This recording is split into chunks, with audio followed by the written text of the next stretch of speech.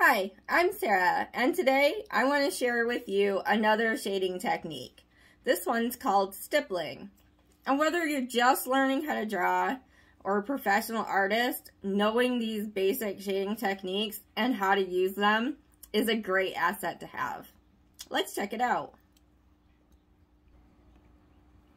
As you can see from the chart here, stippling is where tone is created by lots of tiny dots.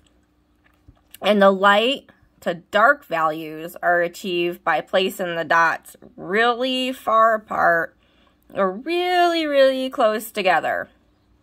And what kind of came out of the stippling shading technique is another technique called pointillism. And that's where your stippling dots are colored and then they're used to form a picture. And up close, it just looks like dots. But then far away, they visually blend together in the distance. I'm going to show you a little example of how this is done. This is not one of my favorite techniques just because it takes so long. After I'd done this butterfly, oh my gosh, did my hand hurt. And I'm going to start here.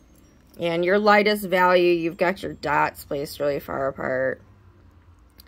This pointillism, that was developed by George Seurat. And I've been to the Chicago Museum of Art. And I've seen his painting, A Sunday on Le Grand Gelée, in Paris. It's enormous. It's really cool. I think that's from Ferris Bueller's Day Off. And that was in the 1880s. And it's a new form called Neo-Impressionism. And you can do some really cool stuff with this technique. So you can see I'm working in the second value here. The dots are a little closer together. A lot of tattoo artists actually use this technique. It's a great way on skin to work in some texture into whatever tattoo piece you're working with, because sometimes, you know, you've got your feathering tattoo gun pieces where you can use to shade a lot of area, but this is a good technique, and I've seen some really interesting tattoo pieces with it. And like comic book art too, like if you think of that, and like the lady with that the face and the primary colors, I'm sure you've all seen it 1,000 times, and it's all in dots. That's the same kind of technique. And this one really tries my patience. Like, I know what it is. I know how to use it. You know, it's good to practice, good to know.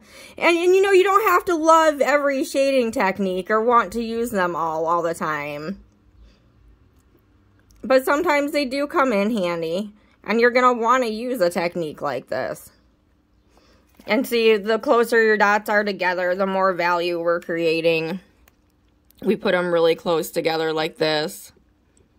We got the really dark value going on.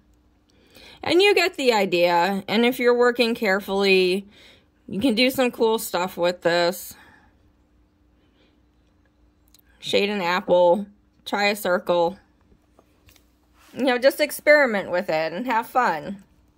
Because that's what drawing is all about. Learning what you like and what you don't. Well, I hope you enjoyed this little video and got some more information on stippling. It is a cool thing to try. Not one of my absolute favorite techniques just because it takes so long. And oh my gosh, making the tiny little dots just absolutely drives me crazy. I have no idea how Seurat did it. God bless him. And, you know, give it a try. Maybe you might really like it and create something super cool, or you're a tattoo artist and this is, you know, a way to expand your horizons and, you know, on that skin, create something really cool for somebody. Well, have a great day and happy painting.